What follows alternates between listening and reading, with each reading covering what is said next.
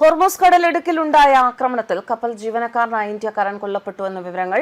ഇയാളുടെ വിവരങ്ങൾ ഔദ്യോഗികമായി പുറത്തുവിട്ടിട്ടില്ല. ഇന്ത്യക്കാരന്റെ മരണം ദുബായിലെ ഇന്ത്യൻ കോൺസുലേറ്റ് സ്ഥിരീകരിച്ചിട്ടുണ്ട്. ദുഃഖകരമായ സംഭവമെന്നും കുടുംബത്തിന് എല്ലാ പിന്തുണയും നൽകുമെന്നും ഇന്ത്യൻ കോൺസുലേറ്റ് അറിയിച്ചു. കടലിലുണ്ടായ സംഭവത്തിൽ ഇന്ത്യക്കാരനായ കപ്പൽ ജീവനക്കാരൻ കൊല്ലപ്പെട്ടതിൽ അനുശോചനം അറിയിക്കുന്നു. കപ്പലുടമയുമായി കോൺസുലേറ്റ് ബന്ധപ്പെട്ടിട്ടുണ്ട്. കൂടുതൽ വിവരങ്ങൾ ശേഖരിക്കുകയാണ്. ഈ വിഷയത്തിൽ സാധ്യമായ എല്ലാ സഹായവും കോൺസുലേറ്റ് നൽകും. അഗാധമായ ദുഃഖം രേഖപ്പെടുത്തുന്നു. ഇന്ത്യൻ കോൺസുലേറ്റിന്റെ ഔദ്യോഗിക സമൂഹ മാധ്യമക്കുറിപ്പ് ഇങ്ങനെയാണ്: ലോകത്തിലെ ഏറ്റവും പ്രധാനപ്പെട്ട കടൽ പാതകളിൽ ഒന്നായ ഹോർമൂസ് കടലിടുക്കിന്മേലുള്ള നിയന്ത്രണം അതേസമയം ഔദ്യോഗികമാക്കുന്നതിനായി ഇറാൻ ഒരു പ്രധാനവും ഒപ്പം വിവാദപരവുമായ ഒരു നടപടി സ്വീകരിച്ചിട്ടുണ്ട്. ജലപാതയിലൂടെ സഞ്ചരിക്കുന്ന കപ്പലുകൾ പരിശോധിക്കുന്നതിനും അനുമതി നൽകുന്നതിനും ടോൾ നികുതി ചുമത്തുന്നതിനുമായി ഒരു പുതിയ സർക്കാർ ഏജൻസി സ്ഥാപിച്ചു എന്നാണ് വിവരങ്ങൾ.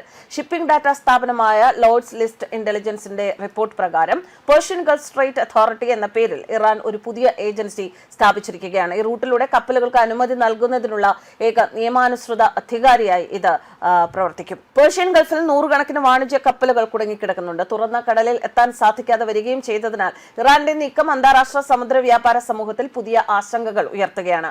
എന്തായാലും 2 മാസമായി നീണ്ടു നിൽക്കുന്ന യുദ്ധം ഉടൻ അവസാനിക്കും എന്ന പ്രതീക്ഷ അന്താരാഷ്ട്ര വിപണികൾക്ക് ആശ്വാസം നൽകിയിട്ടുണ്ട്. ആഗോള വിപണികൾ ഇതിനുവേണ്ടി നല്ല സ്വാധീനവും ചെലുത്തിയിട്ടുണ്ട്.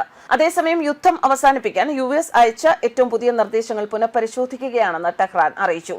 US-ഉം ഇറാനും തമ്മിലുള്ള സമാധാന ചർച്ചകളിൽ നിലവിൽ മധ്യസ്ഥന്റെ പങ്ക് വഹിക്കുന്ന പാകിസ്ഥാൻ വഴി അയച്ച സന്ദേശങ്ങൾ പുനഃപരിശോധിക്കുകയാണ് എന്ന് ഇറാൻ വിദേശകാര്യ മന്ത്രാലയ വക്താവ് ഇസ്മായിൽ ബഗായ വ്യാഴാഴ്ച അറിയിച്ചു. ഇറാൻ ഇതുവരെ ഒരു നിഗമനത്തിലും എത്തിയിട്ടില്ല എന്നും US പക്ഷത്തോട് ഇതുവരെ പ്രതികരിച്ചിട്ടില്ല എന്നും ഇറാനിയൻ സ്റ്റേറ്റ് ടിവിയോട് അദ്ദേഹം പ്രതികരിച്ചു.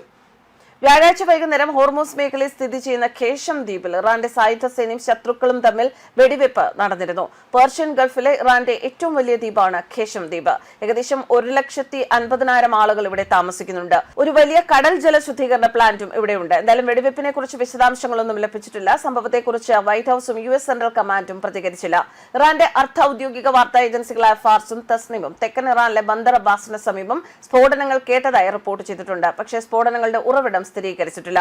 അതേസമയം മിഡിൽ ഈസ്റ്റ് സമാധാന ശ്രമങ്ങളെക്കുറിച്ച് ചർച്ച ചെയ്യാൻ US state secretary Marco Rubio വത്തിക്കാനിൽ പോപ്പ് ലിയോ 14-നുമായി കൂടിക്കാഴ്ച നടത്തി. പോപ്പ് ഇറാൻ യുദ്ധത്തെ എതിർത്തിട്ടുണ്ട്. ഇത് US പ്രസിഡന്റ് ഡൊണാൾഡ് ട്രംപുമായി പരസ്യമായ അഭിപ്രായ വ്യത്യാസത്തിലേക്ക് നയിച്ചിരിക്കുകയാണ്. കൂടുതൽ പോരാട്ടം തടയുന്നതിനും വെടിനിർത്തൽ നീട്ടുന്നതിനുമായി ഇസ്ലാമാബാദ് ഇറാനുമായും അമേരിക്കയുമായും നിരന്തരം ബന്ധപ്പെട്ടുകൊണ്ടിരിക്കുകയാണ് എന്ന് പാകിസ്ഥാൻ പ്രധാനമന്ത്രി ഷഹബാസ് ഷെരീഫ് ഒരു ടെലിവിഷൻ പ്രസംഗത്തിൽ പറഞ്ഞു. പാകിസ്ഥാൻ വിദേശകാര്യമന്ത്രി ഇഷാഖ് ദാറും ഇറാനിയൻ വിദേശകാര്യമന്ത്രി അബ്ബാസ് അരാക്ചിയുമായി ഫോണിൽ സംസാരിച്ചു. News desk കർബാൻസ്.